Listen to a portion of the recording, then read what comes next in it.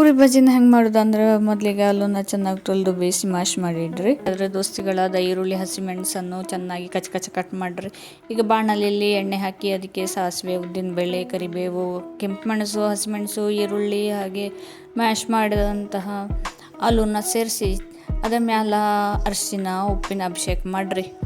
ಆಮೇಲೆ ಇದ್ರ ಚೆನ್ನಾಗಿ ಮಿಕ್ಸ್ ಮಾಡಿ ನೋಡಿ ಹೆಂಗೆ ಬಾಜಿ ರೆಡಿ ಆಯಿತು ಅಂತ.